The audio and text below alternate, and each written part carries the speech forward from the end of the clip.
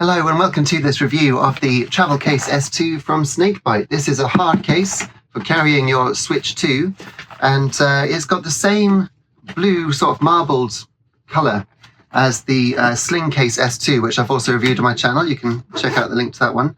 I'm going to have to cut this open, I think, to get into it. On the outside it just says it's got the CE mark, so it's got the European standard for safety and everything.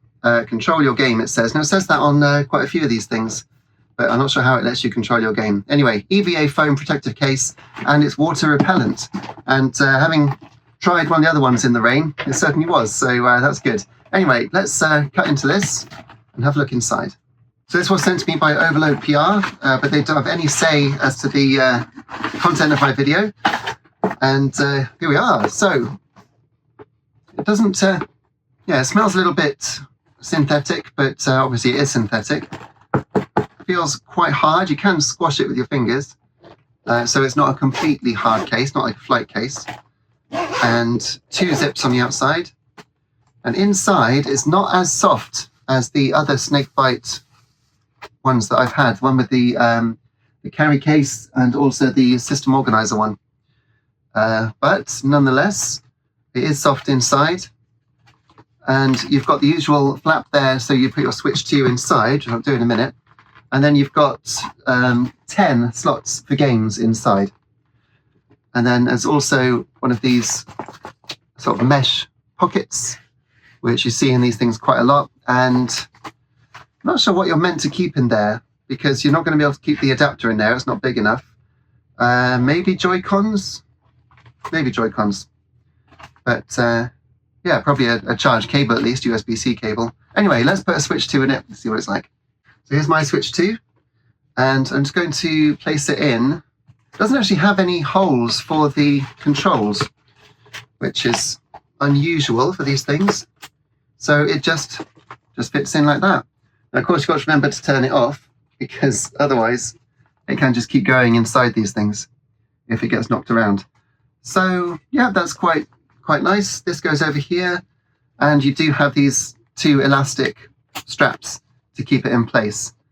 Yeah, I'm not mega keen on it. I mean, it works, but it doesn't feel like it was designed for the Switch 2 sort of ergonomically, if you know what I mean. There's not bits cut out to keep the different bits in place, so it does actually slide around inside, which shouldn't cause too much of a problem because it's all soft. But nonetheless, other Snakebyte cases do actually have cutouts for the Joy-Cons, the sticks and everything. So let's put some games in, see how that works. So actually inserting them into here is actually easier than some of the other ones because the elastic has got quite a lot of give, but it's also looks like it's holding them in place quite nicely. Also, due to the stitching here on the lower one at least, they're not going to just slide out. They can't, they get caught on that edge. The ones at the top might.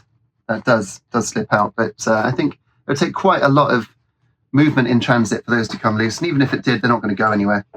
So let's see what else I can put in. Just to test it, I've got this Nintendo Switch 1 Joy-Con, and if I put that in at the top, then I can close it. It will close, although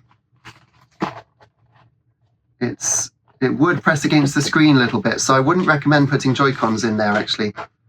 So that's not ideal. So yeah, it's a functional case. You do it up. If I shake it, you can hear it moving around inside, but that's pretty good. I think that would keep it nice for next time you use it. So yeah, reasonable.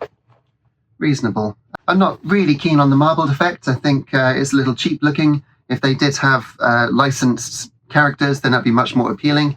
But yeah, not too bad. Not too bad at all. So I think, let's see how much that one is. So the Travel Case S2 retails for £12 from the official website. Which seems about right, actually. That's not bad, because I did have this third-party one, which I think was about the same, and that honestly has fewer. Oh, it's pretty much exactly the same. Interesting. Look, so this third-party one, about the same price, and it's got slots for 10 games. Very interesting. There we go. I think I'll give that 3.5 out of 5. It's a decent price, not too expensive. Seems well made, and that'll do the job. Very nice. So I hope you enjoyed this video. If you did, please hit like and subscribe, and do check out my channel for more Snakebite reviews of other accessories.